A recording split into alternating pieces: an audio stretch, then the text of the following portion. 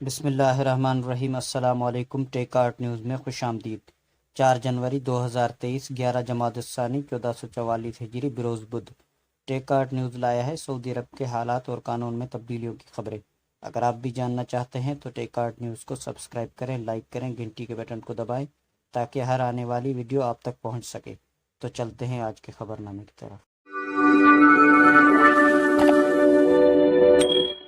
سعودی عرب میں بارش اور سردی نے طائف کے پہاڑوں اور اس کی گھاٹیوں کی خوبصورتی میں اضافہ کر دیا ہے۔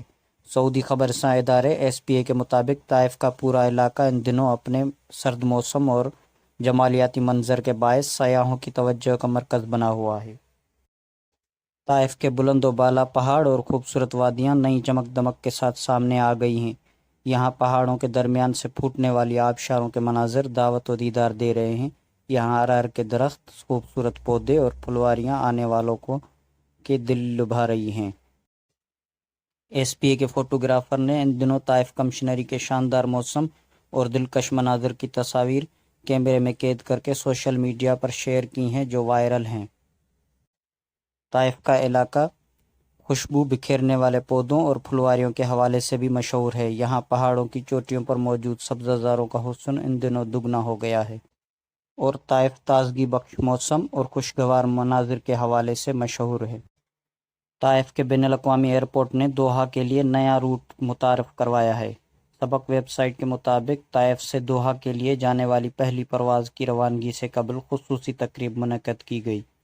تقریب میں طائف ایئرپورٹ کی انتظامیہ، سعودی ایئر لائن اور قطری ایئر لائن کے حکام نے شرکت کی۔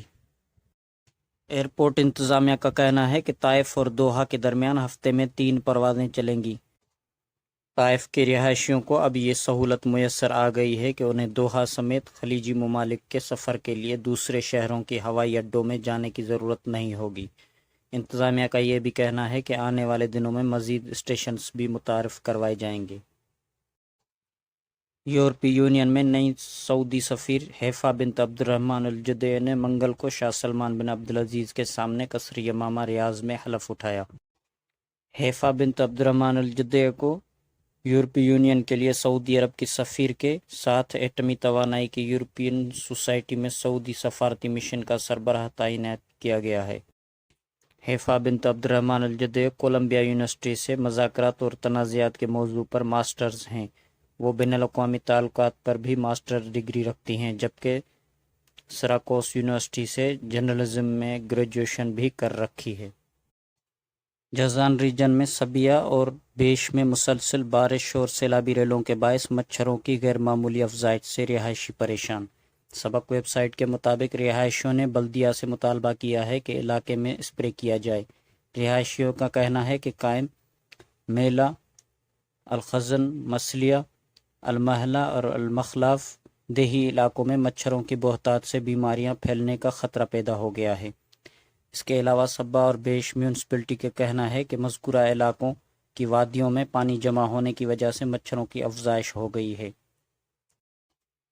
بلدیہ نے کہا ہے کہ مذکورہ علاقوں میں اسپرے کا کام جاری ہے، تاہم کوششیں مزید بڑھائی جائیں گی۔ سعودی مجلس شورا کے سابق رکن میجر جنرل ریٹائر عبداللہ السعدون نے ٹریفک سگنل توڑنے پر جرمانے کی رقم 3000 سے کم کر کے 500 ریال کرنے کی تجویز دی ہے۔ اخبار 24 کے مطابق سابق رکن شورا نے اپنے ٹویٹر اکاؤنٹ پر ارکان شورا سے درخواست کی ہے کہ وہ اس تجویز پر ٹریفک قانون کی متعلقہ دفعہ میں ترمیم کریں۔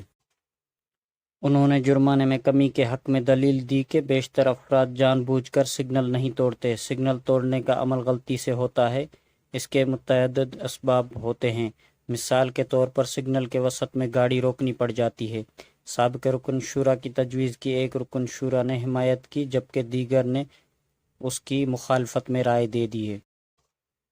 ان کا موقف ہے کہ ٹریفک سگنل کی خلاف ورزی کرنے والا کڑی سے کڑی سزا کا مستحق ہے۔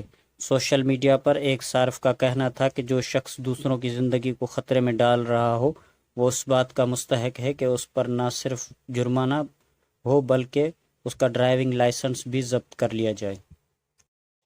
سعودی محکمہ پاسپورٹ اینڈ امیگریشن جوازات کے قانون کے مطابق وہ افراد جو خروج عہدہ پر جاتے ہیں ان کے لیے لازمی ہے کہ وہ مقررہ وقت پر واپس لوٹیں، خروج عہدہ پر جانے والے اگر مقررہ وقت پر واپس نہیں آتے اس صورت میں ان پر 3 سال کے لیے مملکت آنے پر پابندی عائد کر دی جاتی ہے۔ جن افراد پر پابندی عائد کی جاتی ہے وہ ممنوعہ مدت کے دوران کسی بھی دوسرے ویزے پر مملکت نہیں آ سکتے۔ ایک شخص نے معلوم کیا کہ فیملی ڈرائیور کے ویزے پر مقیم غیر ملکی کا اقامہ ایکسپائر ہوئے 1 برس ہو گیا ہے۔ کیا یہ ممکن ہے کہ اقامے کی فیس 1 برس اور 3 ماہ کے لیے ادا کر کے مطلوبہ مدت کے لیے اقامہ تجدید کرا لیا جائے؟ کیونکہ اقامہ تجدید کرانے کے بعد کارکن کا فائنل ایگزٹ لگانا مقصود ہے۔ سوال کے جواب میں جوازات کا کہنا تھا کہ گھریلو کارکنوں کے اقامے کی تجدید 1 برس سے کم مدت کے لیے نہیں کی جا سکتی۔ اقامے کی 6 ماہی تجدید کی سہولت صرف کمرشل کارکنوں کے لیے ہی مخصوص ہے، جبکہ گھریلو کارکنوں کا اقامہ 1 یا 2 برس کے لیے تجدید کیا جاتا ہے۔ سعودی قومی مرکز برائے موسمیات نے کہا ہے کہ آج بدھ کو طریف میں سب سے زیادہ سردی جبکہ جازان میں سب سے زیادہ گرمی ریکارڈ کی گئی ہے۔ سبق ویب سائٹ کے مطابق مرکز نے کہا ہے کہ سرد شہروں کی سر فہرست میں طریف ہے جہاں درجہ حرارت 3 سینٹی گریڈ ریکارڈ کی گئی ہے۔ دوسرے نمبر پر آرہ ہے جہاں 4 سینٹی گریڈ، القریات میں 5، سکاکا میں 6 اور حائل میں 7 سینٹی گریڈ ریکارڈ کی گئی ہے۔ مرکز نے کہا ہے کہ اس کے بالمقابل سب سے زیادہ گرم شہر جازان ہے جہاں درجہ حرارت 30 سینٹی گریڈ ہے۔ دوسرے نمبر پر جدہ اور کنفدہ ہے جہاں 27، شرورہ میں 26 اور مکہ مکرمہ میں 25 سینٹی گریڈ ہے۔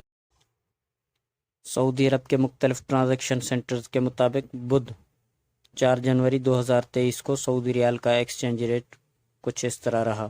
پاکستان کے لیے فوری بینک 59.78 ایس ٹی سی پے 59.56 تحویل الراجی 59.45، ویسٹرن یونین 59.74، منی گرام 59.62، ٹیلی منی 59.65 اور انڈیا کے لیے فوری بینک 21.72، ایس ٹی سی پے 21.60، تحویل الراجی 21.58، ویسٹرن یونین 21.72، منی گرام 21.65 اور انجاز بینک 21.68 اور بنگلہ دیش کے لیے فوری بینک 28.18 پیسہ، ایس ٹی سی پے 28.4 پیسہ، تحویل الراجی 28.8 پیسہ، ویسٹرن یونین 28.15 پیسہ، منی گرام 28.10 پیسہ اور انجاز بینک 28.12 پیسہ۔ تو یہ تھا آج کا مختصر خبرنامہ۔ مزید خبروں کے لیے ٹیک آرٹ نیوز کو لائک کریں، سبسکرائب کریں۔ السلام علیکم۔